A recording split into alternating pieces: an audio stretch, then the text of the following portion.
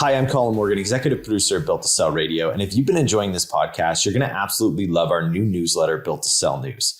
We share actionable tips and insights to help you get inside the mind of an acquirer and punch above your weight when it comes time to exit. To subscribe, simply head over to builttosell.com/subscribe to sign up for free today.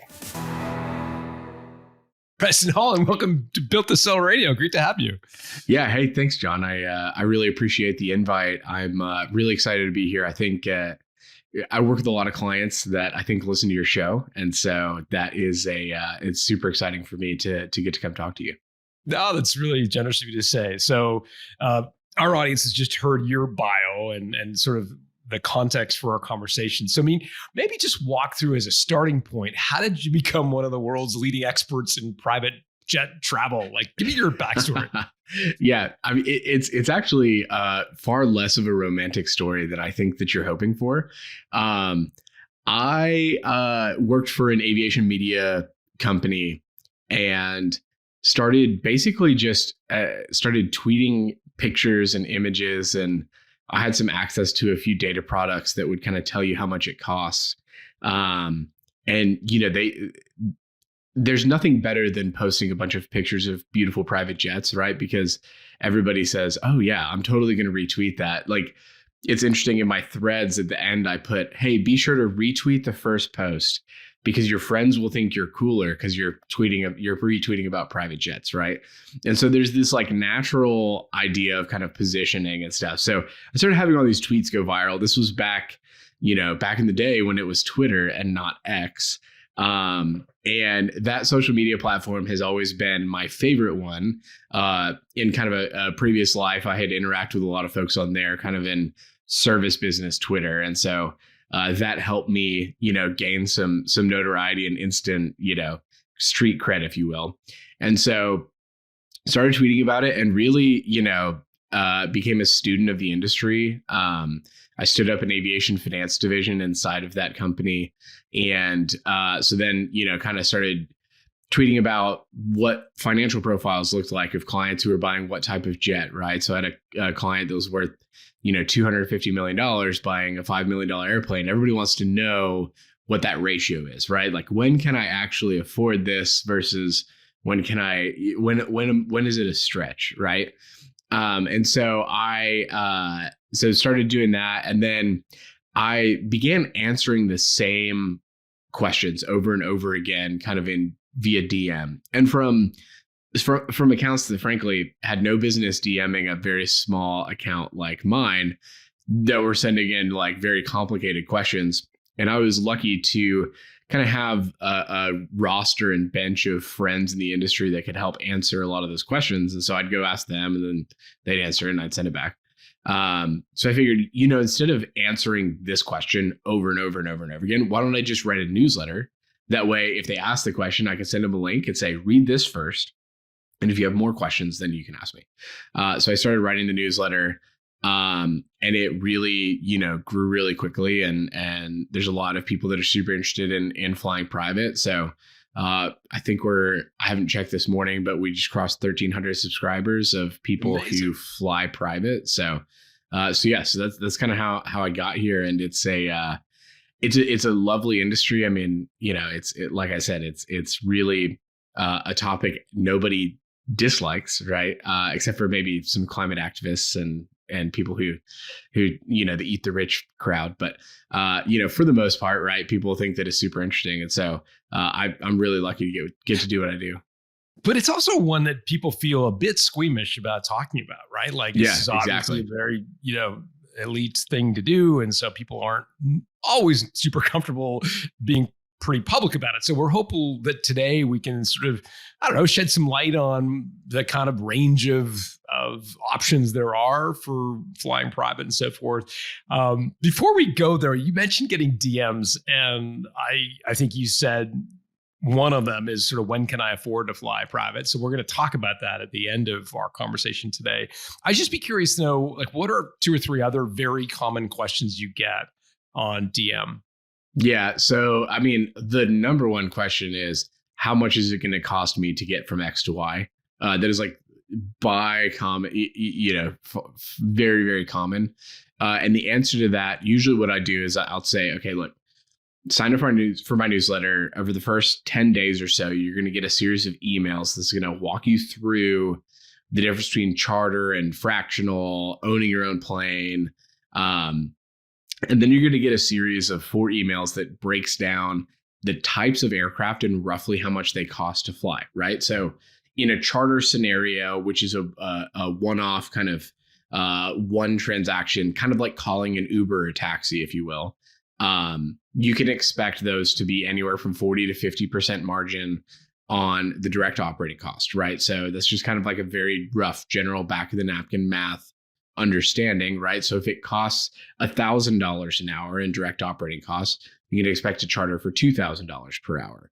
And then you calculate the distance between the two, multiply the hours by the cost. That's roughly how much it's going to cost you to get there. So one option is we talk about this landscape, or from like, I want to go from New York to LA. Great. Okay. So one option is to charter a plane. Yep. So here, let me break down to you. There's really, the way that I frame it for people is there's 4 ways to fly private, right? Great. And the bonus way is fly on your friend's private jet. You don't have to pay. That is the best way to fly private. For everybody listening, the best way is to be friends with somebody who owns a plane and you don't have to pay. That, is not reality for everybody. So, and each of these ways varies in level of commitment, right? So, and we're gonna go on a sliding scale from the least committal to the most committal when it comes to private aviation. So the least committal way to fly private is what is referred to in the industry as ad hoc charter, which is Latin for, I think it's ad is like out of, right? So it's like out of one, right? So it's like one off, one time, you pick up the phone, say, I need to go from New York to LA. And that's it, right? I'm not coming back. I'm just going one way. And they say the price is, $100,000, let's say, because that is a pretty realistic price for that trip for an airplane that size. Because it's 5 hours and you need a big plane to make that trip. 5 hours, you need a big plane. Teterboro has landing fees. You're probably going somewhere in LA that's got landing fees. Like there's just a lot. Like if you have more than 6 people in a large cabin plane, you have to have a flight attendant, right? So there's extra costs associated there. And you're flying on at least what's called a super mid, which would be, for those that are, at least sort of plane geeks, would be like a Challenger 350 or 3500, or a Citation Sovereign can make that trip. That's kind of like the smallest plane that you can be in. You're not going to, without stops, you're not going to fly in a King Air from New York to LA. You're going to stop at least twice. So you're going to get that trip and you're going to say, okay, cool. And you're going to wire the money in, because this ecosystem exists with charters and carriers, with brokers and carriers, sorry. Similar to, if any of your listeners are in the trucking industry, very similar. The carriers are good at one thing, and that is moving trucks. In aviation, the carriers typically are good with one thing, that's flying and maintaining airplanes. Customer service and customer acquisition is not necessarily something that they're very good at. So that's where the broker ecosystem creates some of that balance of supply and demand. And so there's a large broker network that doesn't have actual direct capacity, that they can't actually fly you on the plane. So you would call a broker, and then the broker would say, okay, my goal is to go find you the most competitive, best option based off of your parameters that you've given me: passenger count, distance, how long's the runway, what are my preferences, right? Do I prefer a stand-up cabin, all those kinds of things. And then, so they go find that operator. So they may call 7 or 10 or 15 different operators, and there's a couple of load boards that they'll use, and they'll basically establish, hey, this trip is happening, we want your bids. And then they get bids and they call you and they say, okay, we've got these 3 airplane choices. Usually it's 3. You pick one, you wire them the money. And that's kind of tying in that other common questions is, everybody wants a good charter broker that's not going to walk away with their money, because you just never know on the internet, right? Like if somebody's really good at pay-per-click, that doesn't necessarily make them a really good, reputable charter broker, right? Yeah. Those two things are not, synonymous. And so they'll say, hey, do you have a good recommendation? I've got a couple that I'm friends with the CEOs. And if they walked away with, a large sum of money from somebody that I sent them, then I know where they live, and I would show up at their house and be like, hey, that's not cool. Like, you're damaging my reputation, right? So there's another common question you get, but you would wire them the money to basically secure the trip. And then you would fly the trip and you walk away and you're done. You never have to do anything else with that with that charter broker. You never have to fly private again if you never want to, right? So charter is the least committal way to fly private out of all options out there. Before we go to the next committal way, how do I find a charter broker? So other typically, sounds dangerous. Yeah. So let me tell you how, unfortunately, this typically works.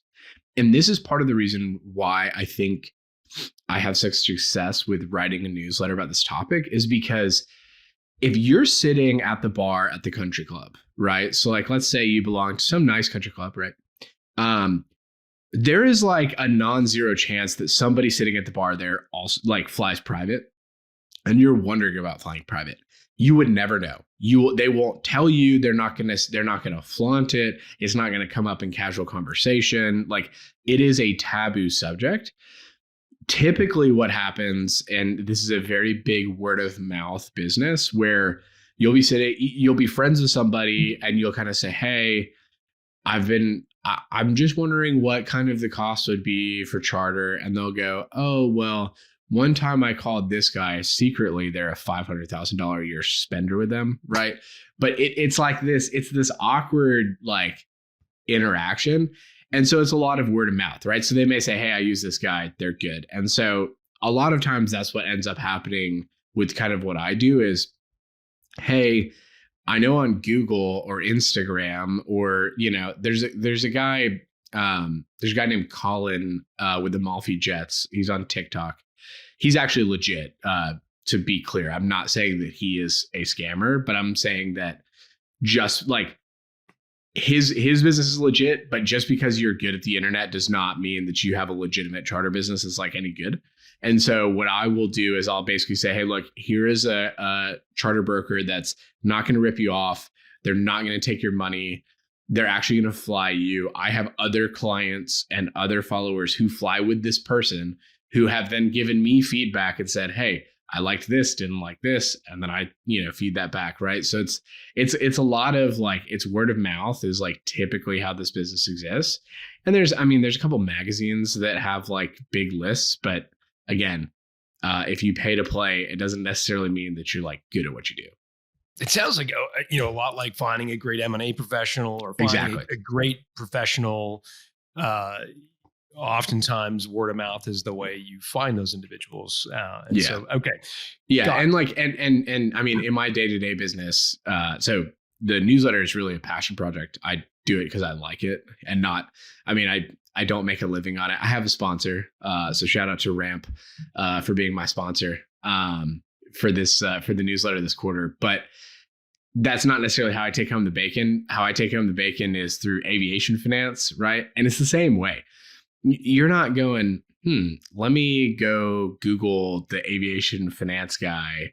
And like, you're asking somebody else in your, acquisition team to say, hey, who's the finance guy? And hopefully that's me. So anyways, that's, it's very challenging to find really high level professionals. And through the newsletter and through Twitter, I have helped people find, all right, let me see if I can think through this. I've helped people find charter brokers, buy jet cards, buy whole airplanes by finding a really good fractional provider, sell whole airplanes, sell future positions in airplanes, buy future positions in airplanes, finance aircraft, and a couple of people buy fractional shares in aircraft. And then I've connected two partners to buy an airplane together. They both read my newsletter. I said, hey, you're here. You're both wanting to do something really similar. You would never know about each other, but you guys should talk. And so what world you play in? It's awesome. Yeah, it's super interesting, but it's like it's taboo, right? Like you're just not going to talk about it. Yeah, so that's why we're doing it. So let's go to the next highest up the ladder in terms of commitment. So least is ad hoc charter. Where do we go from there? So from there, then we would move into what would be called a jet card or a jet membership, right? And so this is basically what you're doing is you are buying.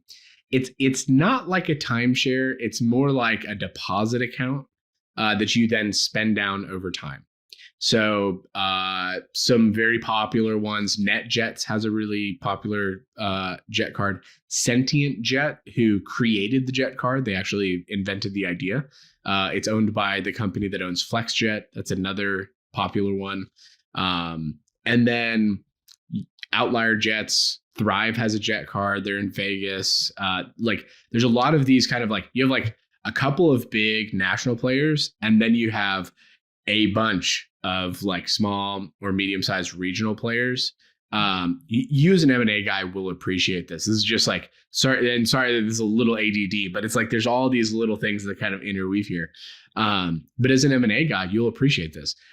Our industry is so fragmented. Like it's not even like 20% have 80% of the business. It's like 5% have 70% of the business. And then this like giant chunky tail that like runs out, and then it goes all the way to people that operate 1 or 2 airplanes. So like it's literally a mom and a pop in a shop that manage one person's airplane, because the dollar amounts are so high that you can make a living managing one airplane, right? And so you have like this like real disparate, fragmented industry. And if you're an M&A professional, please call me before you think, oh, I'm going to go roll all these up. There's a whole lot of complexity that goes with trying to do that. But anyways, so you have these jet card providers. You have this long tail of other people who have jet card providers. The one thing that I want to caution people with jet cards, and this is what, whenever I engage with somebody to kind of formally help them pick a jet card, this is the one thing that I tell them, is what we are doing is we are also underwriting the financial viability of the company itself, because you're going to put down between $100,000 and $500,000 on deposit with this company. And in the event that the day after you put that deposit down, they go default, you are now a $500,000 unsecured creditor against their business. And I will tell you this, if they go under, you are behind a whole lot of people. And this has literally happened multiple times in this industry. Like this is not, I'm not speaking the boogeyman. I am telling you, last year, there was a company that went under that told their jet card members, you're not getting your money back. Sorry, we don't have it. Wow. Which is why I guess NetJets, the Warren Buffett company, has gotten so much notoriety. Exactly. So how small a card can you buy? Where does that get you? Like what's So entry point there is going to be, I mean, really the smallest card that you're going to get is about a $75,000 card, which will buy you 1 or 2 trips. Some of the advantages that you get with the jet card is you get guaranteed pricing, some availability stuff, right? And each card is literally priced completely differently, right? Some have minimum hours, some have no minimums. So like, for instance, if you had a card with a 2-hour minimum and you wanted to fly 1 hour away, you'd have to pay the 2 hours. Like that's your minimum charge that you're going to get. And so, really buying a jet card or a jet membership, right? XO is another kind of big membership that a lot of people have heard of. What you're buying is you're buying a little bit of easy button, right? So you probably don't have an assistant that you just say, hey, I'm going here. And then your assistant handles all of that, right? You probably are, doing this yourself. You're texting the provider yourself saying, hey, I want to go from Miami to New York, right? And so, you're buying a little bit of the easy button. You're also buying some guaranteed pricing. On the flip side of that, and this is not a knock against jet cards, it's just kind of a reality. And when I talk to clients is when you participate in the market of charter, because charter is a market, right? It's a bid ask market where somebody's willing to pay this, somebody's willing to do it for this, and they meet in the middle. You don't get to participate in that when you're in a jet card. You're just kind of locked in. So it can create some weird incentives for your jet card provider if they're not good and highly reputable. Because let's say they sold you a jet card with a guaranteed fixed rate of $10,000 per hour, and you want to take a trip and they are contractually obligated to fulfill that trip to you at $10,000 an hour, which is your contracted rate. They go to the market and all they can find is $11,000 an hour to them cost rates that are out there. So they're going to be losing $1,000 an hour to fly you, but they're contractually obligated. So, but they're not going to lose money. So they're going to go find the 1985 Falcon 50 that's technically within contract for you.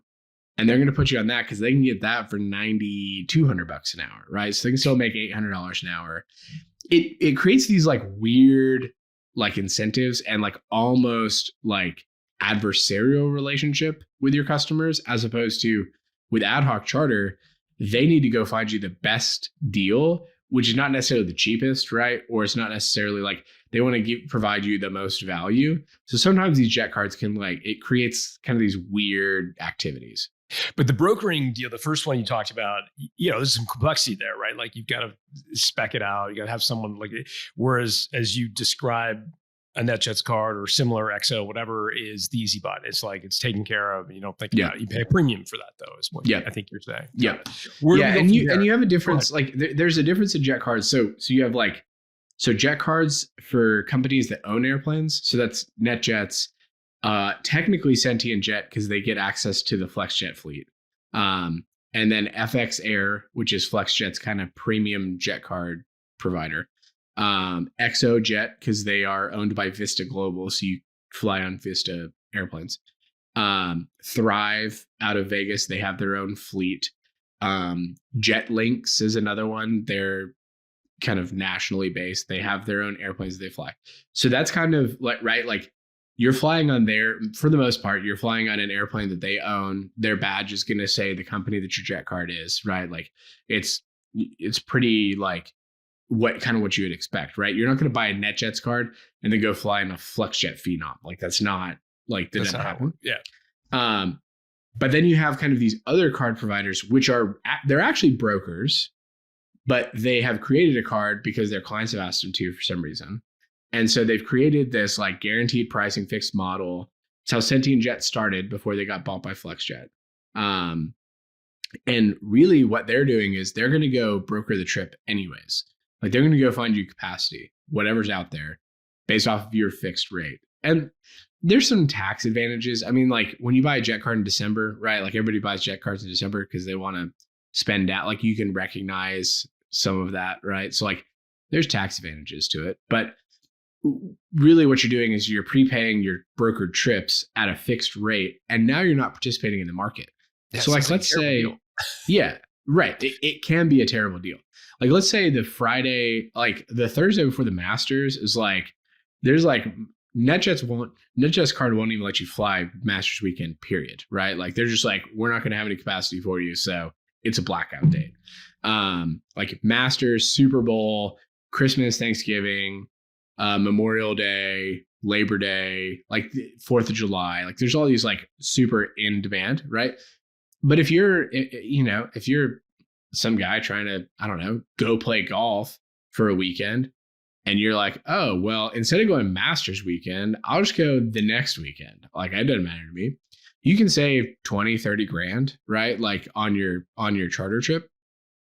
But you can do that. Like, but if you're locked into like a jet card, right? And you're paying $7,000, whether you like, regardless of what day you go, right? Like you don't get to participate in the market ebbs and flows and like saying, oh, like here's a way that I can kind of like maximize my spend, if you will.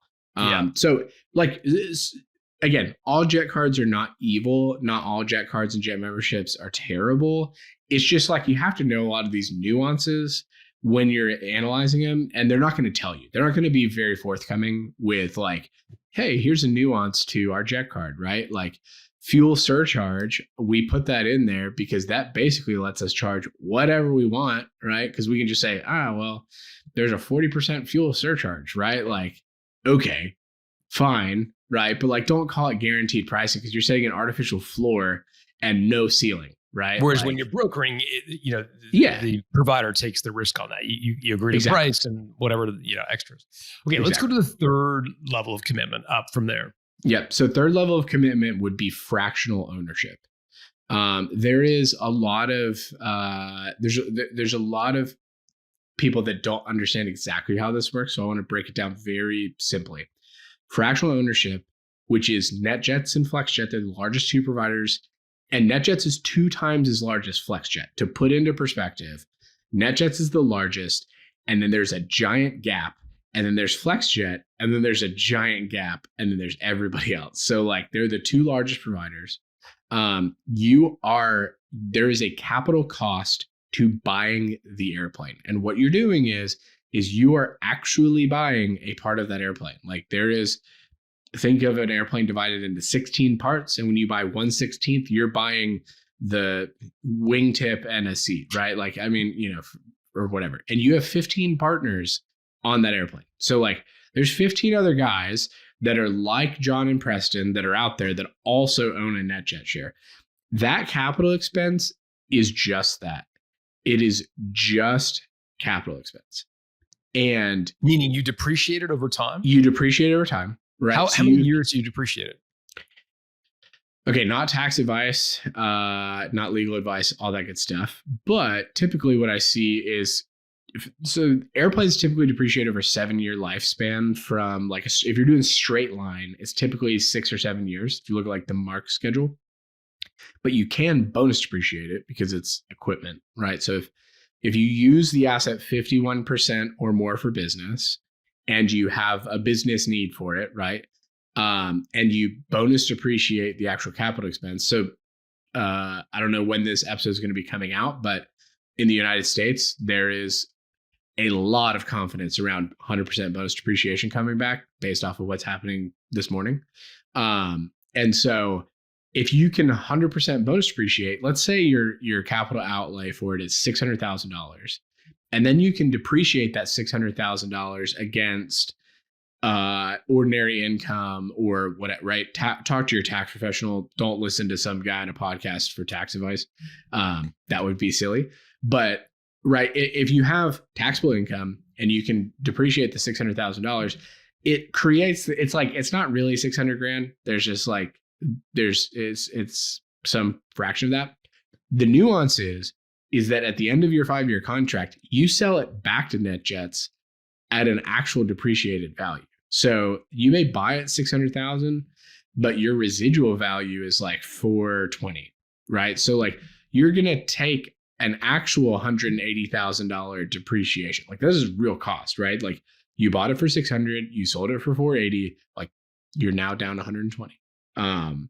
So if the bonus depreciation is worth it to you, right? Like that's great, but sometimes it's not. It just depends, right? The thing with fractional is there's no blackout dates. Like you don't have you're treated like an owner, which means that you kind of have a more elevated status inside of whatever company it is that you're at, right? But how do you figure out who's going to take the jet on what weekends, and how does if I wanted to go to the golf and you wanted to go to you will probably never fly on your own tail number, or you may once. Okay. There's this rule, and this is like really nuanced, and for all the really nerdy people out there, like I could nerd out on this stuff all day. But essentially, what the FAA allows is you have they fly under what's called Part 91K, which is a subsection of the regulation that says essentially for fractional providers like NetJets, everybody can fly on the other airplanes of similar size within the program without having to pay federal excise tax, right? So charter and jet cards, you have to pay federal excise tax, which is 7.5%. Can't get around it. On fractional, you don't have to pay federal excise tax. So over the life of your, ownership, it can save you pretty significant money. But you can fly. Would those be pretty similar numbers, by the way? Like the 600 grand for a 16th share? 600 grand is about what it costs to buy a 16th of a Phenom 300 at NetJets the last time that I looked. And you could sell it back to them for 400 and change? Yeah, I mean, like they'll tell you anticipate 50%. It is a point of negotiation, and residual value is one of the things that we help clients on, is basically say like, hey, look, like we're not taking that as an answer, right? Like, hey, you can sell it back to us at whatever market rate is. Like, nope. We are going to negotiate our residual value on the front end. Cause you can, right? There's just a lot of things in like this process that like, I think it's all out of good faith, but like, it makes it really challenging to actually like navigate this space without somebody that like knows what they're doing, which I frankly, total transparency, I wish I didn't have to exist sometimes like in this kind of world, because what it means is that our market is incredibly inefficient and it's lacking in customer service. Like there's a lot of things to not like about having to do this. I mean, I obviously make a living doing it, but like I was gonna say, but this is how you make a living. Getting people into a fractional ownership position, and then the negotiation associated with that and financing of that. Yeah. So multi-vertical, kind of multi-vertical consulting, right? So kind of pillar one would be aircraft finance that's fractional to whole aircraft. Pillar two would be kind of jet card selection and charter, right? So figuring out like, we're not a broker, like we don't have a dog in this fight. We're helping you make the right decision. And then the third one is that fractional piece, right? Because there's a lot more nuances to these contracts and things like that. So we help analyze quantitatively, qualitatively, kind of risk assessment, right? There's in recent memory, there's two fractional providers that have gone bankrupt. They kind of caused a lot of disturbance in the very light jet market. So the Honda jet is a very light jet. There's two providers recently that have gone, well, first one went bankrupt. The second one kind of divested everything. So the first one was Jetit. They were selling 1/16 shares and promising these hilariously low hourly costs. And they were going to make up for it on charter. There's a whole, kind of weirdness to it. But they went belly up, and it created chaos because you own that 16th fraction. And if the manager of your fraction goes bankrupt, you still have that 16th. And now guess what? There's 15 other people that you have to coordinate with to liquidate the asset. It's kind of a pain in the butt. Volato had a similar situation about 6 months ago where they pushed all of their fleet off to fly exclusive. They were publicly traded. They're not bankrupt, but they kind of washed their hands of all of their fractional management contracts. And I had a guy reach out to me, and he was like, look, I own a 16th of a Honda jet. The new contract is totally different than what I signed up for. So I'd like to sell it, but I can't get the other 15 Yahoos to all agree of what we're going to do. And so it can become a mess, but you do own an actual sliver of the airplane. Okay. So I just want to clarify one thing. So with fractional ownership, I'm going to buy a light jet for a 16th share of a light jet for 600 grand. I'm going to negotiate the residual value because I want to be able to sell it back after 5 years. I get to participate in a network of jets of a similar sort of size and range. Therefore, I'm never kind of waiting for the other 15 guys to agree on when we're going to fly where. Exactly. I'm part of it. It's the shorthand way to say that is what's called a floating fleet. So if you look, here's like a fun activity for your listeners to do. If you go to FlightAware, which is a tracking software, you can actually pull up the entire NetJets fleet at any given time. So you can actually, like I'm going in right now and I'm pulling up FlightAware and I click NetJets and you can see, is this a video podcast? Are we doing video for this? Just video, but we're not doing screen share, but I mean, you can if you want. Sure, go ahead. Well, I was just gonna say that like, maybe like we can like it's flightaware.com/live/fleet/EJA. Maybe we could throw it in the show notes. Share your screen for people watching on YouTube. But it's super interesting. So we can, let's see, screen live share. Okay. So this is FlightAware. This is like an ADS-B tracker. So this is all the NetJet flights. EJM, so cool. Right? Executive Jet Aviation is the original name for NetJets. This is all the NetJets planes in the air right now, right? So we can go, you can zoom in here and you can see like that is a Phenom 300 that is live in flight right now from Ohio State University, and they are headed to, it looks like, Atlanta. So at any given time, right, so they're Asheville to Orlando. At any given time, if you look up, there's probably a NetJets airplane not too terribly far. What that means is like, okay, so there's a Phenom 300. Let's see, where's another one? And for folks listening on audio only, what you're looking at is like a map of the U.S. with like literally probably somewhere close to 100 little icons of airplanes going in all different directions at one time, which is really incredible to look at. Okay, so this somewhere over Western North Carolina, like Asheville area, is a Phenom 300. And going into Atlanta, here is a Phenom 300. So like there's never a plane too terribly far away from you wherever it is that you're going. So that's like when you operate with like a big, large national fleet, an airplane of similar size or flavor is probably not too terribly far. I mean, here's another Phenom in the Midwest over Missouri. Over Nebraska is a Challenger 650, I think. Like the point is if you are a fractional owner in a Phenom 300, you're not necessarily flying on the exact serial number that you're an owner in, but you do get access to a Phenom 300 wherever it may be kind of in the United States at that time. And you also have to pay operating expenses, right? So like you drop your $600,000 down to buy a 16th share.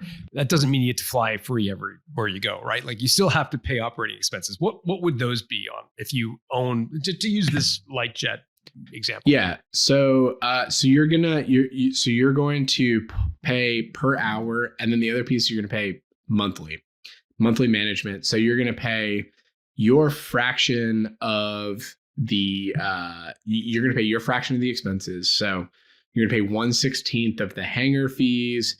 You're going to pay 1/16 of the insurance, 1/16 of the pilot costs. Like you're going to pay 1/16 for every part of that airplane. And that is typically, so like $8,000 to $15,000 a month, kind of depending on which program that you're with.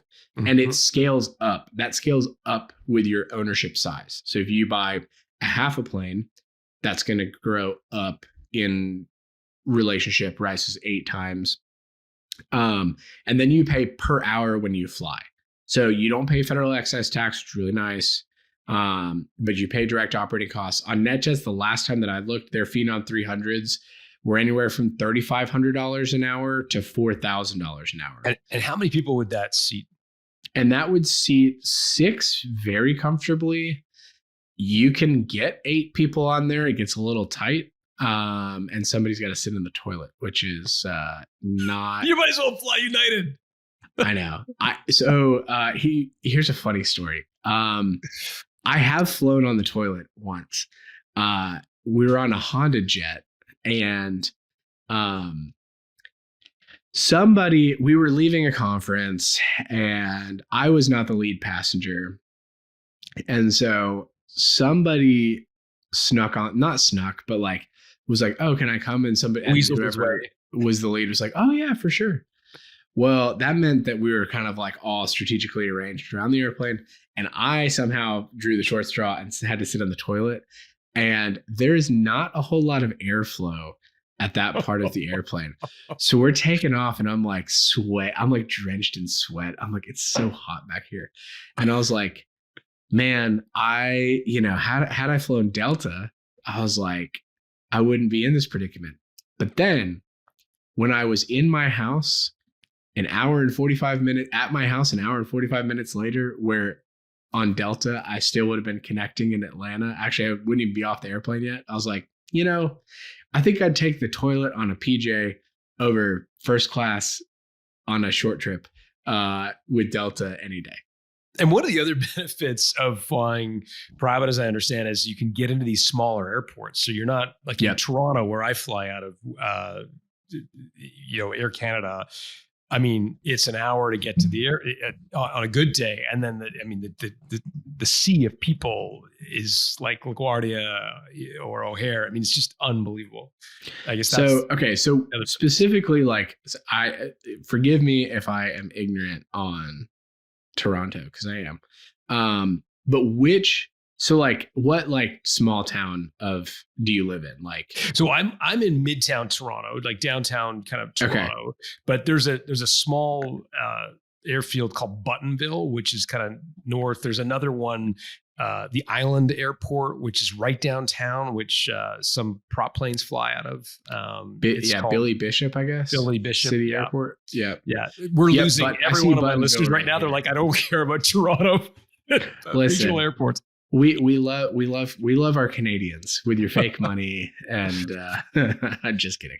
But look, there are 5 in the United States. I don't know about Canada. I'm sorry, but I know about the United States. There are over 5,000 airports, and about 500 of those are serviced by commercial airlines. So you're talking about opening up a huge world of smaller airports. Atlanta is like one of my favorite examples. Atlanta is the busiest airport in the world. I think, one of the busiest airports in the world. It is on the south side of Atlanta. For those users that are in the South, that is my home hub airport. I'd have to drive 2 hours to get there, but it is on the south side of Atlanta, and a lot of the business activity in Atlanta actually takes place on the north side, right? The north and east side. So PDK, which is a non-commercial airport, non-serviceable, is incredibly busy of an airport. I mean, I'm talking the last time I was there last week having lunch with a friend, and there's probably airplanes taking off every 5 minutes, either taking off or landing every 5 minutes, and they all got to skip the whole downtown traffic thing. And it's just way better. You skip security, you skip a lot of the stupid stuff about flying commercial, sneezing kids and screaming kids and all that kind of stuff. I have a screaming kid that likes to get on airplanes and scream. So to be clear. But yeah, so it saves a lot of time and a lot of effort, when you're flying private. That's a really interesting stat. 10-1, 500. Yes, it's like 10-1. That's so 500 airports are, you can fly Delta or Southwest, and 5,000 airstrips that you can land a private jet on. Yeah. So I'm literally looking at the map of Toronto right now. You just Google city airports and just see how many dots there are that you're like, okay, so you have Pearson International, right? Which I guess that's YYZ. Yeah.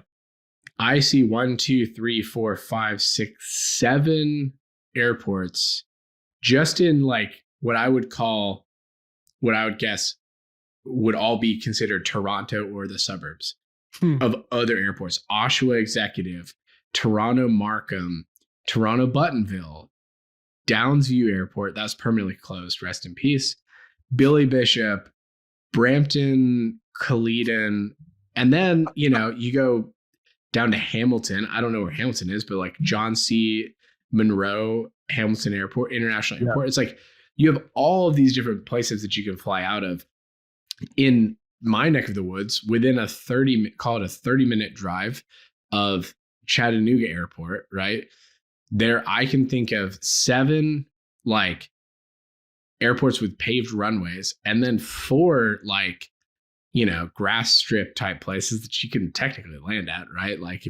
Depending on what kind of airplane you have. So it's aviation there's this whole other world that kind of gets unlocked with private aviation that you just don't see from your major airliners.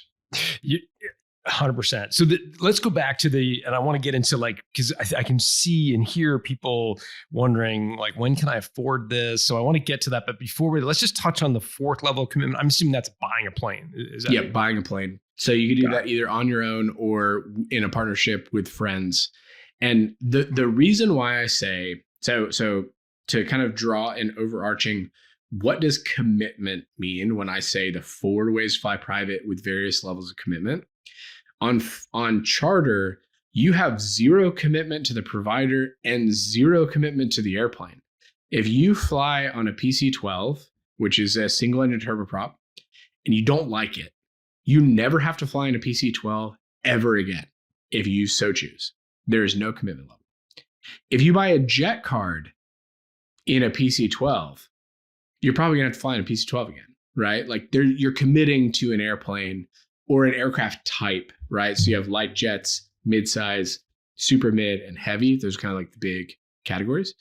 And if you buy a jet card on a light jet, and then you get on a light jet and realize that it makes you seasick, like you got some commitment.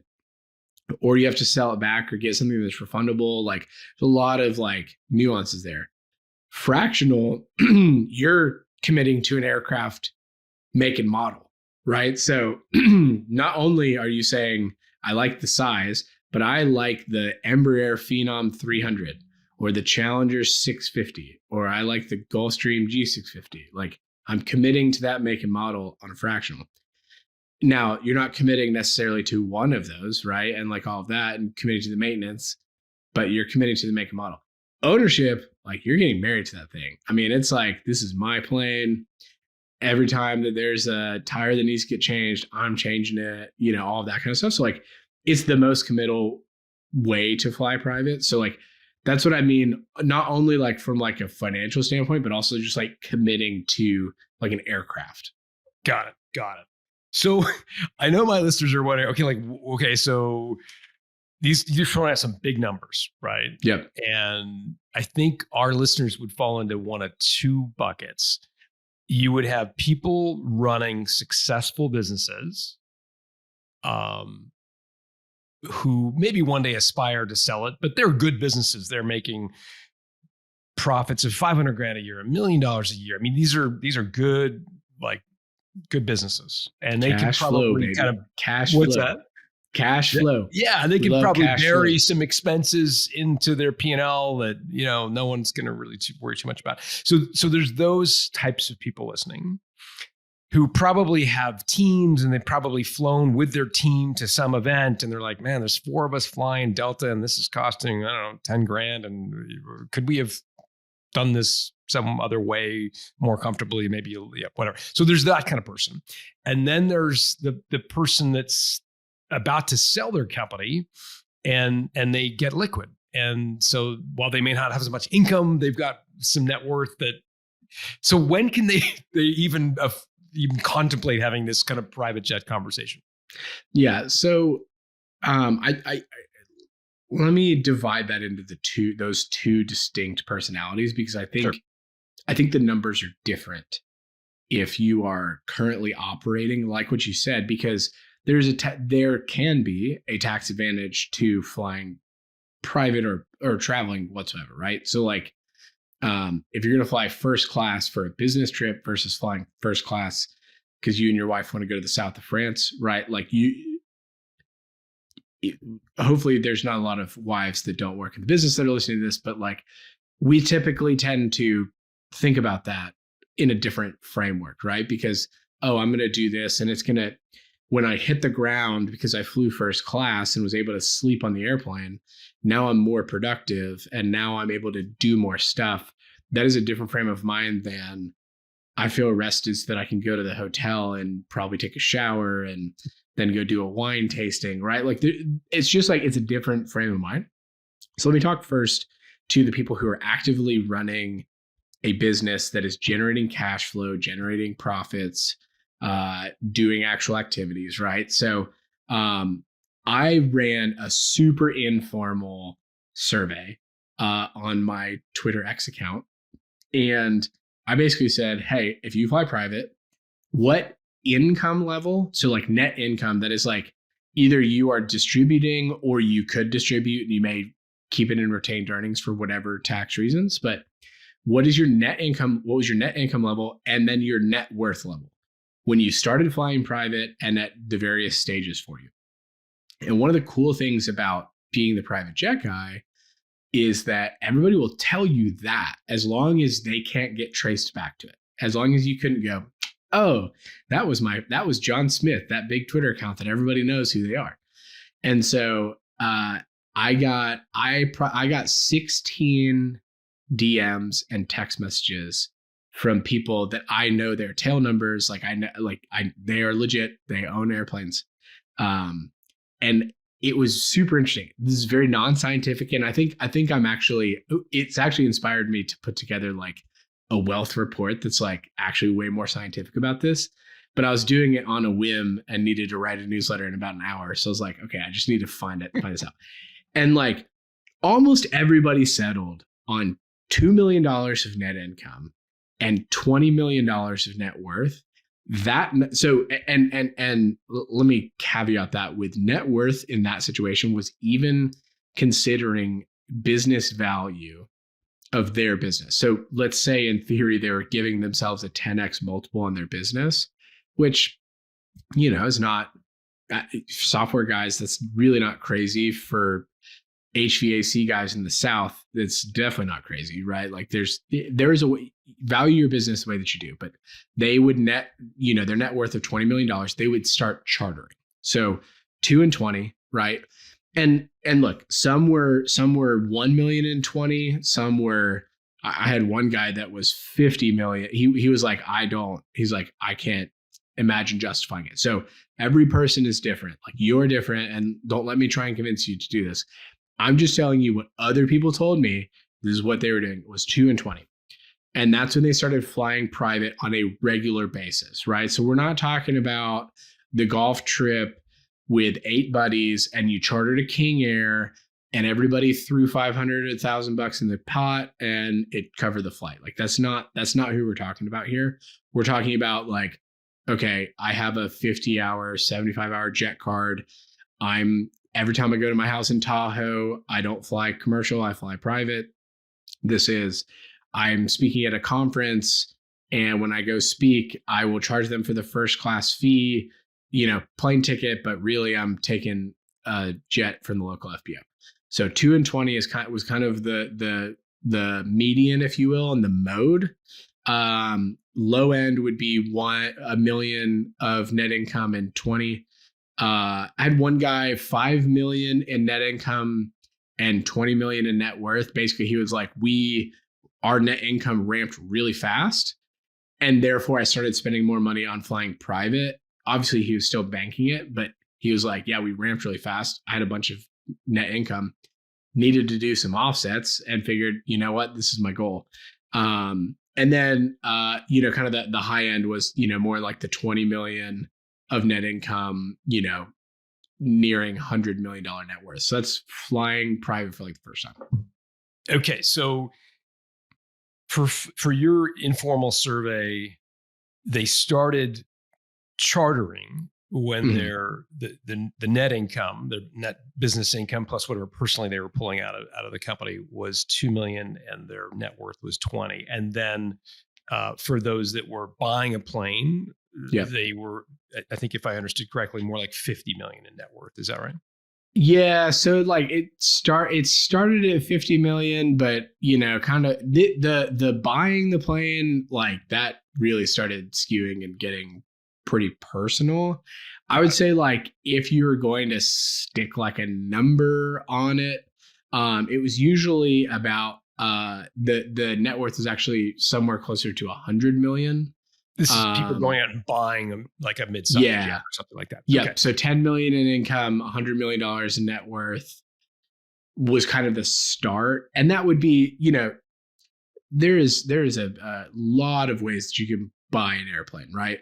And I made this point in that article that you're talking about is if you're buying, like I know a group of guys here in Chattanooga that own a PC-12 together. There's 5 of them. And none of them are worth $100 million. But altogether, I think they're probably worth 120 million bucks. So usually like the calculation is if you're doing a partnership, the sum of the total of everybody is usually around these numbers, right? So it's about 100 million to 200 million in net worth, kind of depending on where you're at stage wise and things like that. And somewhere from 10 to 20 million in net income. Got it. And obviously the kind of plane you want to buy, big heavy jets would be more. And yeah. If you're buying a global, you're probably looking at 500 million in net worth or more, like a global 5,000. Hey, that's a Canada plane. Look at that. There you go. So I think ties to Canada. I think it's fair to say our listeners are probably more in the the 2 to 20 probably sounds like, okay, like maybe they're not there yet, but they could see that could be them in the future. I think I'm sure we have people in all different stages, but I'm just going to assume that the 2 to 20 is aspirational for a lot of folks. So that's for the person operating a business. What about the other type of person who sells their company and they're not running a company anymore? They're effectively just out. They're exiting. I would say for those people, my number one suggestion is for if you are truly out of the game. Like I was at a retreat with 50 of the most high octane leaders that I've ever been in a room with. It was absolutely awesome, and I'm very thankful to the guy that invited me. But I had a couple of I had markedly 3 conversations with post-exit founders that were, call it 18 months out of the exit. And we're talking about pretty significant private equity exits, right? We're not talking about, selling to the across town competitor, that were sitting there going, in about 10 minutes, they're like, what do you do? I work in private aviation. And it usually like that conversation spirals like pretty quickly. And I mean, in a good way, right? But we sat down and he goes, look, he's like, here's the deal. I have to get back in the game. He's like, I can't sit on the sidelines, and it has nothing to do with money. It has everything to do with who he is as a person. And he said, when I do that, I will call you. Because I'm going to be flying private much more often when I do that, because he is, call it like post-economic, right? But then like if it's completely post-tax earnings, right? Like it's a super, like it becomes very expensive when it's 100% post-tax earnings. Does that make sense? So it does. So if you're in that my number one piece of advice would be, do charters on those trips, because you don't want to feel like you have to fly private to earn off a membership or to use up your fractional hours. I mean, unless you are so post-economic that you don't even have to, you're not even going to flinch, right? But if you're still, considering what you spend, do ad hoc charter, because then you can say to yourself, we're going to save 8 hours on that trip into Aspen or Colorado Airport that United doesn't go into. And we feel like it's worth that because we're going to bring 2 other couple friends that we have and all of our skis, and that's worth it to us. You get to make that decision versus flying United much easier if you're ad hoc chartering than if you're like, oh, well, we've got 20 hours that we got to use this quarter or else we're going to lose it. Well, we're going to have to fly private, right? Like, I don't know. That would be like my advice. And that's not, I mean, I do ad hoc charters. So that, is not net beneficial to me. It's just like genuine care for people is think about ad hoc chartering type situations as opposed to, getting more committal. But I would say that it's probably similar to the number, right? You're probably at a 20 million liquid net worth, right? But, you're probably not spending 200 to 500 grand a year of that on flying private. You're probably more in the 75 to 100 range. Got it. And so, in your experience speaking with these high octane entrepreneurs, the idea of, we've talked about this on the show, kind of living off your capital is such an anathema for many entrepreneurs. Like their whole lives have been about building and building and building. And then all of a sudden living off their capital is a terrifying proposition. Even if they built up an enormous amount of money, it's just like so not part of who they are. That in your experience, they always need two times as much, right? What's that? They always need two times. It's like your net worth is 5 million. Enough would be 10. If it's 100, enough would be 200. Yeah. But so you're, in your experience, people aren't, so, to use your term, post-economic in most cases, that they just fly private wherever they go. It's more like they're doing it when they have an operating business. Yeah. I mean, that is like super general characteristic, right? And there's obviously different scenarios. I think the other thing, and this is, again, what I find is that just because you have sold your company does not take you out of the game and put you on the sidelines. Like what I see a lot of people do is like, they may all of a sudden become a real estate tycoon, right? And it's like, oh, I have one client specifically that I'm thinking of. He sold his business to private equity, but guess what? He got to keep all the real estate that all of his businesses operated out of, and he's just leasing it back to the private equity groups. Well, that's an operating business, right? Like it's producing cash flow. It's, has its own set of tax implications. Talk to your tax professional before you start writing off private jets for that. But, you at least have a fighting chance in that scenario where you're still in the game in some way, or maybe they open up a family office, right? And they're making investments. And if you're going to go meet with an LP or with a GP or with whoever, right? There's probably taxable income to write off against that, right? So like, I think what I have found, and this is my experience, and I'm sure that yours is totally different, but in kind of like the post-sale founders, you got about 6 to 12 months before something happens, right? Either they got to go start buying real estate, or like they just need to, they have this need to create and to build whatever that looks like, right? If it's starting a business with their kids or whatever, right? So like, I think as in that kind of frame of mind, look, if you're late 60s and you're like, I'm done, like I'm, totally going to hang it up. Like, I hope you become a 1,000,000 miler on Delta, right? Flying first class.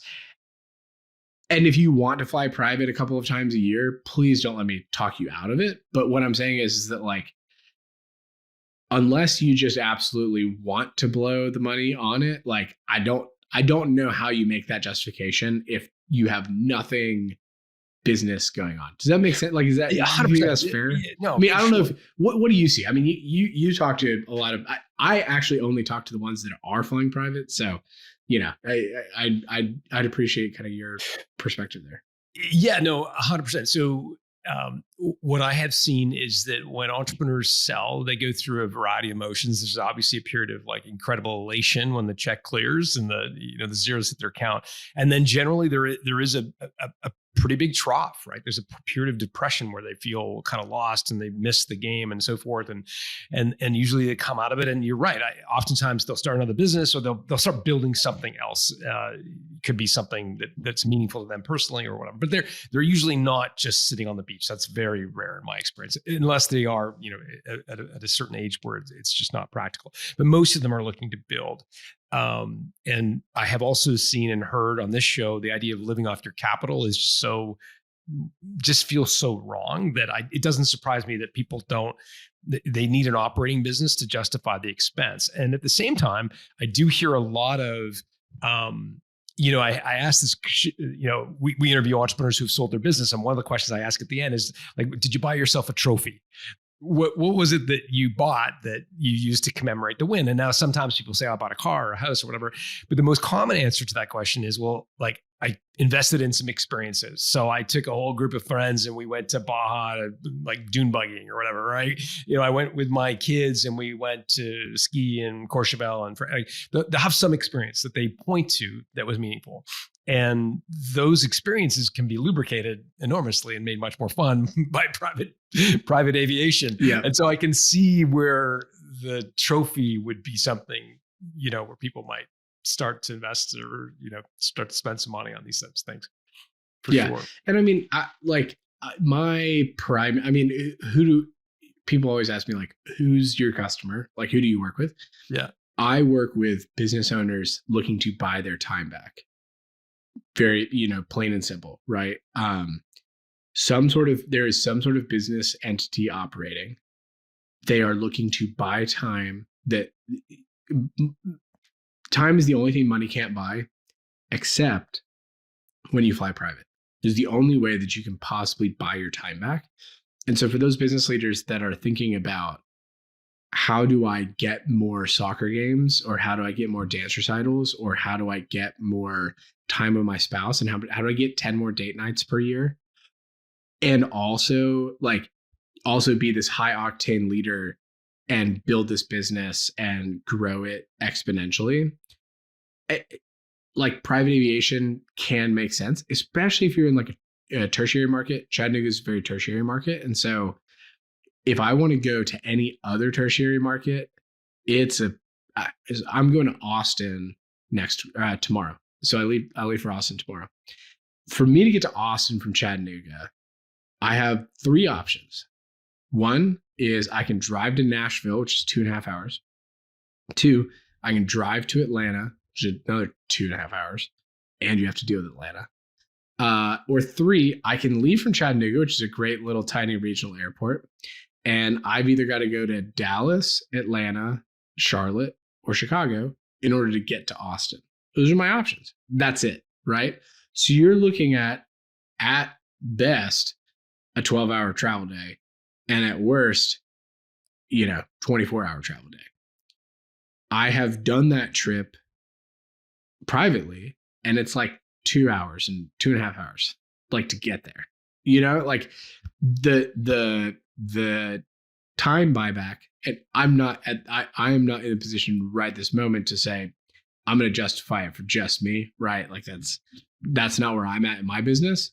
But if I had, if it was me and 4 of my employees going, like, I don't know, that's 48 hours of productive time. Like, if I'm billing it $250 an hour, like, well, it might actually make sense, right? Like, even from from a justification standpoint. So, but that is a lot of the point of private aviation. And I think that there's this like common misconception due to social media or whatever, that private jets is just Kardashians.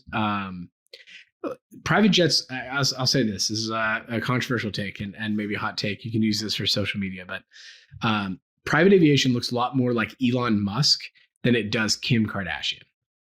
So if you take those 2 people who have the exact same airplane type. Now, Kim Kardashian is a businesswoman, and she drives and she travels for work, right? But there is a assumption of kind of this, I don't know, like aura around, oh, I'm going to fly my private jet to Vegas, right? Because Keeping Up with the Kardashians only shows their trips to Milan and to Vegas, and like, oh, we're going to go for somebody's birthday, right? It looks a lot less like that. And it looks a lot more like Elon Musk visiting Starbase, the Tesla factory, the XHQ in San Francisco, and then flying to the inauguration in one day.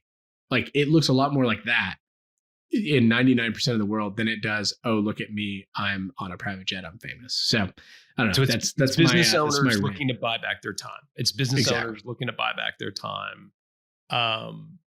They're running companies generally with a couple $1 million of net income before they start doing it regularly. And how else would you characterize any other demographic or psychographic characteristics? They live in a regional market, oftentimes not a big major metro. Yeah, regional market. I mean, look, manufacturing is a big one, because it's time sensitive businesses, right? So I have to get from here to there. It like the line is shut down, and if my industrial engineer doesn't get there, like every minute is costing that plant millions of dollars, right, or whatever. So it looks like that. It looks like car dealers, right, with regional car dealers that have all over a state or a region. It looks like construction companies that's moving crews. It looks like franchise owners that have multi-state franchises. It looks like it looks like people. It looks like the guy. If you think about it like this, it looks like the guy who you would never think flies private, but you also would never guess that he has a $100 million business, right? Like, I don't know if you've ever, I've had this experience so many times where whether it's at church or at the country club or at dinner or at a friend's birthday party, where I get to talk to somebody, and if you can piece it together, you go, oh, wait a second. No, you're loaded. Like you're doing really well. Right.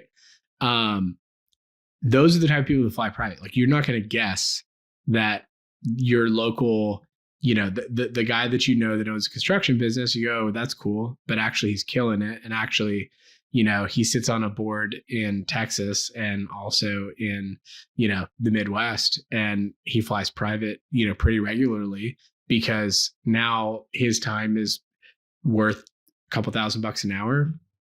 And also can't take it with you when you go. But what you can take is memories that you had with your kids and with your spouse and that kind of stuff. So that's typically who it looks like. And that's all people who fly in the back seat. There's a whole nother group of people that fly in the front left seat, which is people who fly themselves, which is a similar psychographic and demographic. It's just people that have the desire to learn to fly themselves.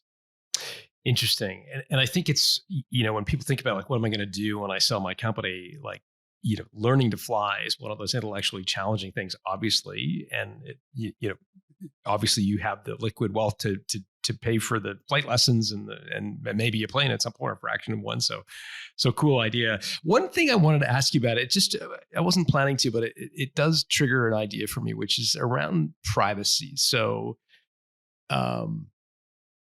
these individuals that you're describing, we've talked about it several times during this conversation, they want to remain private. It's not something that comes up at the bar, at the country club. You don't flaunt it. Most of these people, you wouldn't know it. How can people who fly private keep it private? Yeah. So it's funny. This is a conversation that I'm having, that I had with a client of mine about a month ago. They had an issue where they were at a small airport buying a big plane, and real hard to hide that you're not the guy with the big plane at the small airport. And so there's a couple of ways that you can do it.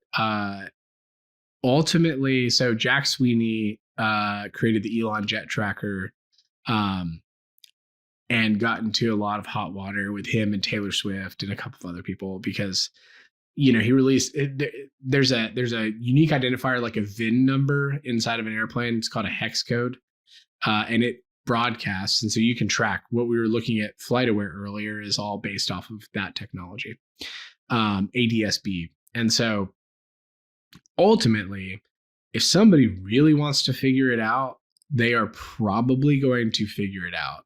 And that's even if you fly net jets. It's very interesting. There are public companies. This is how far people will take steps to maintain their privacy. There are public companies that will fly their executives on net jets if they're doing like if they're doing M&A activity, and they will fly 2 or 3 airplanes into the airport and have the other 2 dummy airplanes go somewhere else. And then the actual executives will be on the one. Like if you're leaving Chattanooga, right?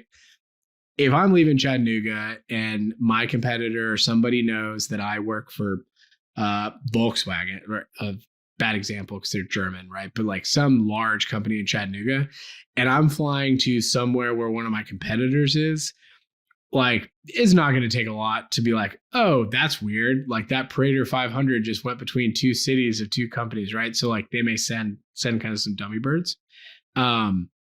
But privacy, but ultimately, if somebody wants to figure it out, they're going to figure it out. So as long as you can accept that you say, look, at some point, somebody could dig deep enough, they could find out. One thing that a lot of people do, there's a company called TVPX that is a trust company out of Utah, and they do Jeff Bezos's plane, they do Elon's plane. All of that's come out now, right? Because again, you ultimately, you can take steps, but sometimes you just can't help it. But they will basically own the plane in trust.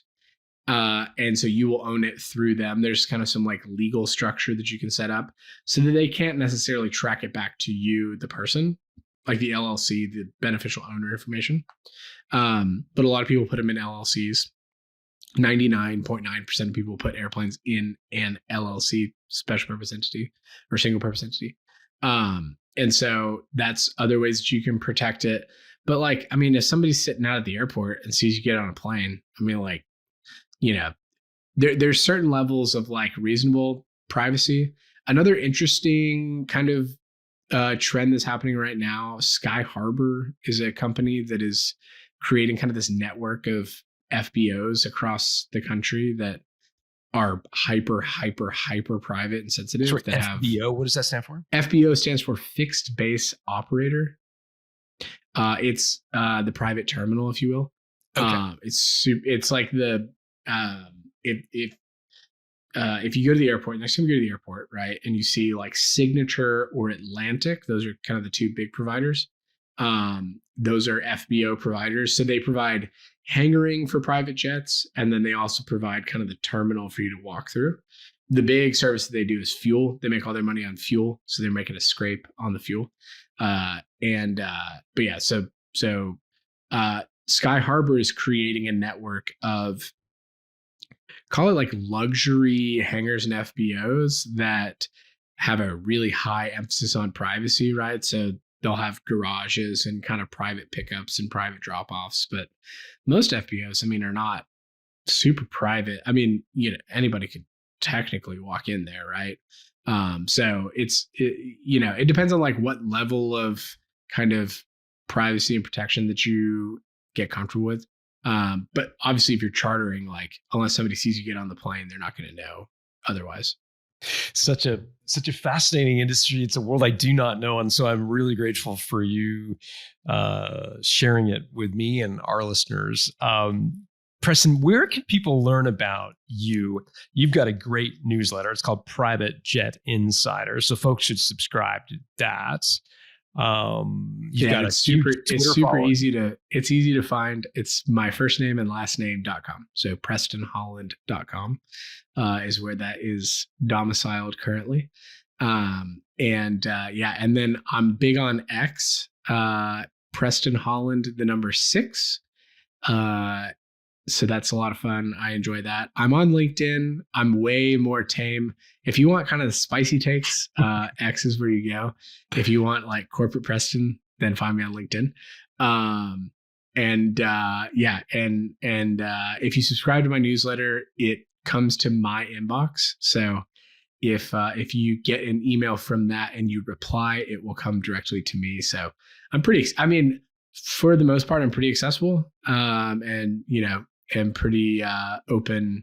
I'm an open book when it comes to, you know, giving information. I'm a big believer in the rising tide raises all ships. I'm a big believer in kind of that mentality. So however I can be useful, I'm not gonna, you know, nickel and dime you and fee you and stuff. I mean, I give away 90% of it. So awesome.